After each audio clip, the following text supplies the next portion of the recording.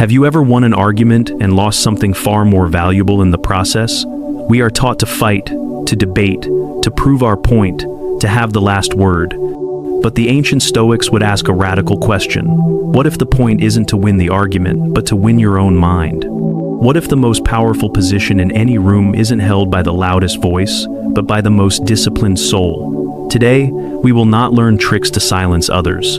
We will learn how to build an inner citadel so unshakable that the silence of others becomes a natural consequence, a quiet recognition that they have met a mind they cannot conquer with noise. Stay with me, because by the end of this exploration, you will understand the paradoxical strength that comes from a specific kind of surrender, a power that looks like weakness to the uninitiated, but is, in fact, the highest form of control. Before we proceed, let us be clear. This is a philosophical exploration of principles for thought and communication. It is not, and should not be taken as medical, legal, or psychological advice for your specific situation. The ideas here are tools for reflection, not prescriptive commands. True wisdom requires you to be the final judge of what is appropriate for your own life, and consulting with qualified professionals for personal challenges is a sign of strength, not weakness. Our journey today is educational, designed to fortify your mind, not to replace the essential guidance of expert. The modern world is an arena of constant opinion, a relentless storm of provocation. From the boardroom to the dinner table, we are baited into conflict. The instinct, honed by evolution and culture, is to fight back. When someone raises their voice, we raise ours. When they attack, we defend or counterattack. We believe the person who shouts the loudest, who interrupts the fastest, who lands the most cutting remark, is the one who holds power. But this is a profound illusion. The ancient Stoics understood that this kind of victory is a trap. It is a momentary domination achieved by sacrificing the one thing that is truly yours: your inner peace, your rational judgment, your times prohoresis, times your faculty of choice. To engage in a shouting match is to hand the keys to your emotional state over to your opponent. The moment you are provoked, you have already lost. The real battle is not with the other person. It is with your own impressions. An event occurs. Someone insults you. That is an external fact, indifferent and neutral, like a rock falling. Then comes your internal judgment. I have been disrespected. I must retaliate to save face. My status is threatened. This judgment is entirely your own creation. It is the story you tell yourself about the event, and it is this story, not the event itself, that causes your suffering and compels you to act rashly. The Stoic discipline, then, is not about crafting the perfect retort. It is about mastering the space between the external event and your internal response. It is the art of seeing the falling rock for what it is, just a rock, and choosing not to stand underneath it. This brings us to the first line of defense, a principle that reshapes the very ground on which an argument is fought. Imagine a colleague who, cornered in a debate, begins to raise their voice. Their face reddens, their words sharpen, their volume swells. They are trying to change the rules of the game from a contest of logic to a contest of intimidation. The untrained response is to match their energy, to enter their arena of rage and fight on their terms. But the moment you do, you have accepted their premise. That might makes right, that volume equals validity. The Stoic, however, refuses the invitation. With a calm and measured tone, maintaining eye contact not of aggression but of serene observation, you deploy a simple tool. You do not say, "You're shouting." That is an accusation, an attack that will only escalate the conflict. Instead, you make a statement of personal principle, a declaration of your own operating system. You say, "I find that I can't think clearly when the volume is this high. I don't need to raise my voice to be right, and I believe you don't either." Let us dissect this. It is not a clever line designed to humiliate. It is a strategic reframing. First, it asserts your own state. I find that I can't think clearly. This is unimpeachable. You are reporting on your own internal experience. Second, it establishes your philosophy. I don't need to raise my voice to be right. This draws a clear line. You are on the side of reason. They are on the side of noise. You are not condemning them. You are simply stating the principles you live by. Finally, it extends a subtle, face-saving invitation. And I believe you don't either. This offers them a bridge back to a rational discussion. You are communicating that you see them as a rational person who has momentarily lost their way, not as an enemy to be defeated. In that moment, the entire dynamic shifts. You have refused to play their game. You have demonstrated that your self-worth is not tied to winning this skirmish. Your confidence is not sourced from shouting, but from the quiet certainty of your own reason. The other person is left standing alone in their arena of anger. Often, the result is a stunned silence. They have no script for this response. They expected a fight, and you offered them a principle. They expected weakness, and you showed them an unshakable strength.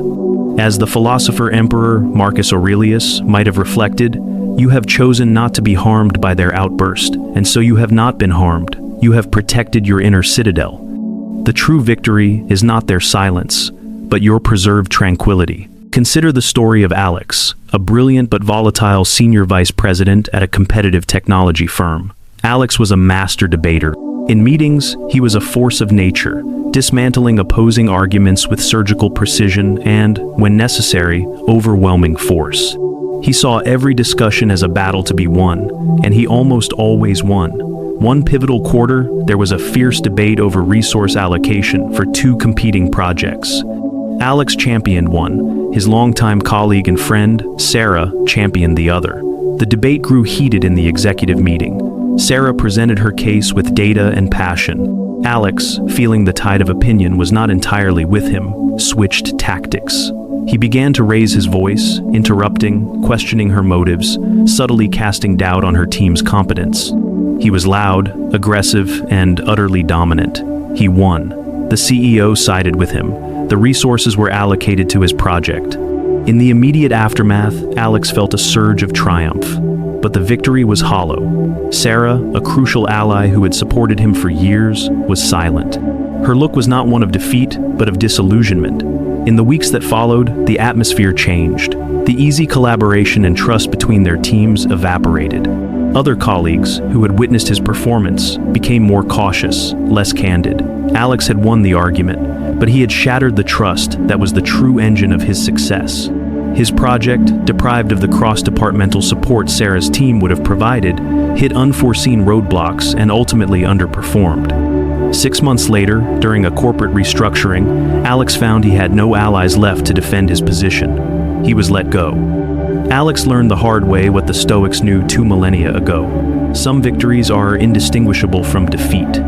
He won the battle for the budget but lost the war for his career because he failed to understand that power built on intimidation is a house built on sand. He had silenced his colleague, but in doing so, he had deafened the entire organization to his leadership. Now, let us move from the fire of open aggression to the poison of subtle contempt. Sarcasm, mockery, backhanded compliments, passive-aggressive remarks, these are the weapons of those who lack the courage for direct confrontation. They seek to diminish you, to throw you off balance, to bait you into an emotional reaction that makes you look foolish. Responding in kind is a temptation, a brief satisfaction that ultimately lowers you to their level. Defending yourself earnestly is also a trap. It signals that their words have found their mark and that you value their opinion enough to correct it. Here, the Stoic employs a different tool, the mirror. When someone makes a cutting, sarcastic comment at your expense, you do not absorb the blow, nor do you return it. You simply hold up a mirror to them. You pause, look at them with a neutral, almost curious expression, and say calmly, "The way you choose to speak says a great deal more about you than it does about me." This phrase is devastatingly effective because it is not an insult. It is a clinical observation. You are not judging them, you are inviting them, and everyone else present, to observe their own behavior. You are shifting the spotlight from the content of their insult to the character of their action. The venom in their words, intended for you, is reflected back to its source. They are forced to see their own bitterness, their own insecurity, their own lack of grace. The power of this response lies in its detachment. You are not a participant in their drama, you are an observer of human nature. You are demonstrating, in real time, the Stoic principle that the words and actions of others belong to them. They are outside your control. What is inside your control is your assent to their judgment. By refusing to engage with the insult on its own terms, you are refusing to assent to the notion that it has any power over you. This act of holding up a mirror can be profoundly unsettling for the aggressor. They expect you to be hurt, angry, or defensive. When you are instead calm and observational, you break the script. You reveal their attack for what it is, a clumsy expression of their own inner turmoil. You haven't silenced them with a clever comeback. You have given them a reason to silence themselves, to reflect on the image they are presenting to the world. As Seneca advised, the best revenge is to be unlike the one who performed the injury. By choosing dignity over retaliation, you not only preserve your own peace, but often gain the respect of those who witness the exchange. You have shown that your self-esteem is not up for debate. It is an internal possession, locked safely within your citadel of reason. But what happens when the conversation itself becomes the battlefield? When it's not a single comment, but a relentless barrage of interruptions, accusations, and disrespect? In these situations, the person is not seeking dialogue. They are seeking submission. They want to wear you down, to exhaust you into agreement or silence. To continue participating under these conditions is an act of self-harm. You are allowing yourself to be subjected to an abusive dynamic. This is where the Stoic acts as an architect, not a warrior. You are the architect of your own time, your own attention, and your own social interactions. You have the right to define the terms of engagement. When a discussion degenerates into disrespect, you do not need to win the point. You need to protect the space. The appropriate tool here is not a defense of your position, but a defense of the conversational process itself. You pause. You take a breath, not of frustration, but of deliberate calm. You lower your own tone, forcing them to lean in, to quiet down to hear you. And you say, with firm but quiet authority, "Let's talk when we can do it respectfully." Or, an even more final version, "This conversation is not productive under these conditions. We can resume when we are both able to speak to each other with respect." This is not a retreat. It is the establishment of a non-negotiable boundary. It is a declaration of your own value. You are communicating that your time and attention are gifts, and they are conditional upon a baseline of civility. You are not telling them they are a bad person. You are stating a simple procedural fact. The conditions for a meaningful conversation are no longer being met. This response is profoundly empowering because it shifts the focus from the topic of the argument to the very foundation of the interaction. You are essentially saying, before we can discuss times, what times we are talking about, we must agree on times, how times we are talking. This forces the other person into a moment of self-awareness. To continue the conversation, they must now change their behavior. They must meet your standard. If they refuse, they have proven that their goal was never understanding, only domination, and you are entirely justified in ending the engagement. Epictetus, a former slave who became one of the most revered Stoic teachers, constantly reminded his students that, while we cannot control what others do, we have absolute control over what we choose to accept. By setting a standard of respect, you are exercising that control. You are teaching people how to treat you. You are refusing to participate in your own degradation. This isn't about silencing them. It's about honoring your own dignity. The silence that follows is the sound of a boundary being respected. This leads us to the story of Maria, a talented junior architect in a prestigious firm. She was consistently undermined by a senior manager, Paul, who would dismiss her ideas in meetings with condescending remarks and relentless interruptions. For months, Maria tried different strategies. She tried fighting back, presenting even more data, which he would wave away. She tried staying silent, which he took as an admission of weakness. Her confidence plummeted, and her love for her work began to fade. She felt trapped, powerless. One evening, after a particularly brutal meeting, she stumbled upon some modern translations of Stoic philosophy. The idea of the dichotomy of control struck her like lightning. She realized she couldn't control Paul's behavior, his insecurity, or his disrespect, but she could control her participation in it. She spent the weekend rehearsing not a new argument, but a new boundary. The following week, in a team meeting, Paul began his usual routine, cutting her off mid-sentence. Instead of flinching or arguing, Maria stopped. She took a quiet breath, turned to him, and said calmly, so the whole table could hear, "Paul, I would like to finish my point. We can discuss it after, but we need to do so respectfully." The room went silent. Paul was visibly taken aback. He had expected her usual flustered defense. He hadn't expected a calm, firm procedural rule. He mumbled an apology and gestured for her to continue. It wasn't a magical transformation. Paul was still a difficult person, but something had fundamentally shifted. Maria had taken back her power. She had shown him, and the rest of the team, that she would not be a passive participant in her own belittlement. She had stopped trying to win the argument about design, and had instead won the more important battle for her own dignity. It was a delayed awakening, a hard-learned lesson that her agency was not in her ideas, but in her refusal to have them debated in a disrespectful arena. Sometimes, however, even setting a boundary is not enough. There are conversations that are toxic by their very nature. The other person is not arguing in bad faith. They are acting from a place of deep-seated anger, resentment, or a desire to inflict pain. Continuing the engagement is like willingly drinking poison. In these moments, the most powerful and self-preserving act is a strategic withdrawal. This is not the same as storming out in anger. That is a loss of control. This is a conscious, deliberate, and calm choice to end your participation. It is the ultimate expression of the dichotomy of control. Their desire to fight is their business. Your participation is yours. The phrase for this moment is simple, direct, and requires no justification. You look at the person with serenity, not with anger, and you state, "I am choosing not to continue this conversation." Notice the language. I am choosing. It is an active assertion of your agency.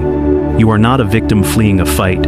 You are a sovereign individual making a rational decision, not to continue.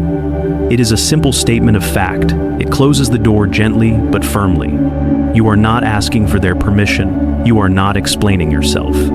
Any attempt to justify your decision because you're being irrational, because you're hurting my feelings, reopens the debate and gives them more ammunition. The power is in the stark, unadorned finality of the statement. This act is a profound exercise of freedom. You are recognizing that your peace of mind is more valuable than having the last word. You are refusing to sacrifice your inner tranquility on the altar of their negativity. Marcus Aurelius wrote in his private meditations, "You have power over your mind, not outside events." Realize this, and you will find strength. By choosing to end the conversation, you are living this principle. You are withdrawing your most precious resource, your attention, from a toxic environment and reinvesting it in your own well-being. The person on the receiving end is often left speechless. They are prepared for a fight, for escalation. They are not prepared for a quiet, dignified exit. Your refusal to engage robs them of their power. An argument requires two people. By withdrawing, you cause the entire structure to collapse. This isn't about running away from conflict. It's about recognizing which conflicts are worth fighting, and which are simply black holes that will consume your energy for no good reason. It is the wisdom of a seasoned general who knows that some battles are won by refusing to take the field. Now, let us turn to the most delicate of situations. The conflicts we have discussed so far are often with adversaries or difficult colleagues. But what about disagreements with people we love? A parent who constantly criticizes your life choices, a spouse who holds a deeply different political view, a close friend who insists on giving unsolicited advice. In these cases, the goal is not to win or to withdraw, but to maintain both your integrity and the relationship. The challenge is to hold your ground without creating a rift. This requires a tool of immense precision and grace. It's a response that validates the other person's right to their reality without compromising your own. When presented with an opinion you do not share, a judgment you find unfair, or advice you do not intend to take, you do not argue point by point. You do not become defensive. You offer a statement that is both respectful and unyieldingly firm. You say, "I understand that is your perspective, and I respect your right to it, but I see it differently." Or, more simply, "That's your opinion, and I respect it, but I don't share it." This is the diplomat's art. Let's break down its components. "I understand that is your perspective," or "That's your opinion," is an act of acknowledgement. You are not agreeing, but you are signaling that you have heard them. You are validating their reality times for them, asterisk. This immediately lowers their defenses. They feel seen, and "I respect it," or "I respect your right to it," is the crucial bridge. It elevates the interaction from a personal conflict to a difference between two sovereign minds. Respect doesn't mean agreement. It means acknowledging their autonomy as a thinking individual. Then comes the unbreachable wall. "But I don't share it," or "But I see it differently." This is the assertion of your own sovereignty. It is gentle, yet absolute. You are not offering a counter-argument to be debated. You are stating the boundary of your own mind. The conversation, on this point, is over. There is nowhere for them to go without appearing disrespectful of the very respect you just granted them. This brings us to the story of David, a man who dreaded family holidays because of his uncle, a well-meaning but overbearing man who had a strong opinion on everything: David's career, his parenting style, his finances.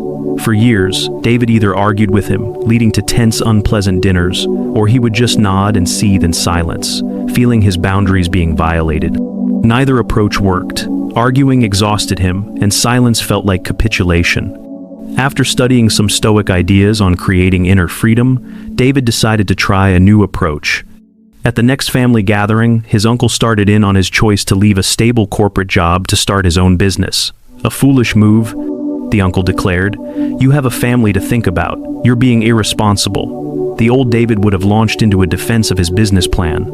The new David paused, looked his uncle in the eye with warmth, and said, "Uncle, I hear your concern, and I know it comes from a place of caring. I respect your opinion on it, but my wife and I see it very differently, and we are at peace with our decision."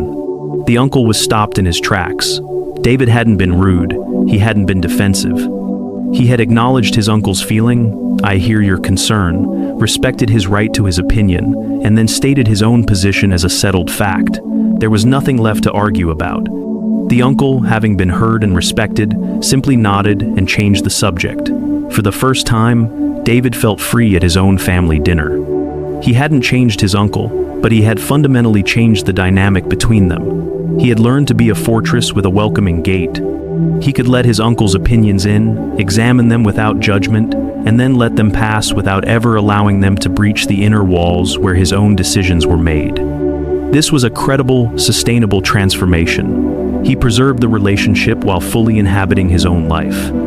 These 5 approaches, redefining the arena, reflecting the attack, setting the standard, strategic withdrawal, and acknowledging without agreeing, are not a collection of clever lines.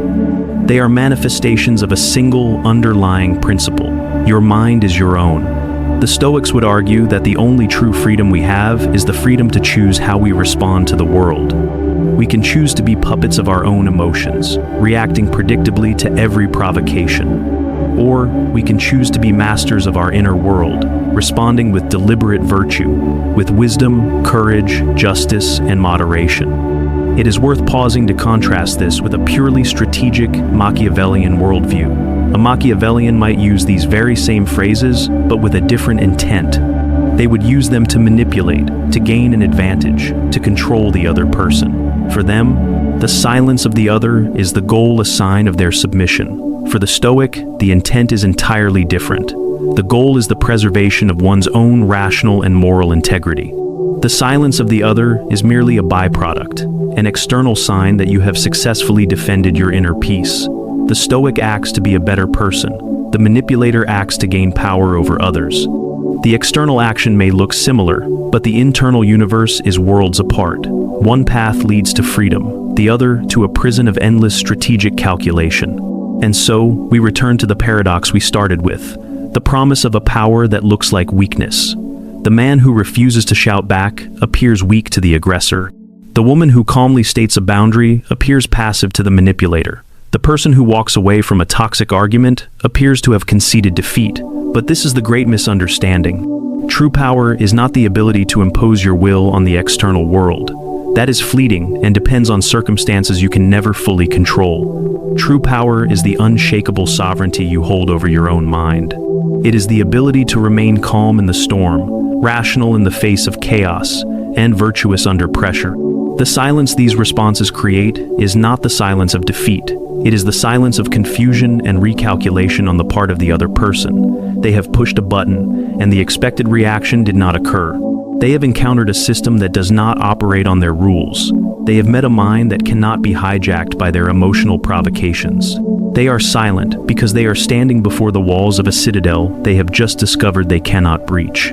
That is the quietest voice in the room we spoke of at the beginning.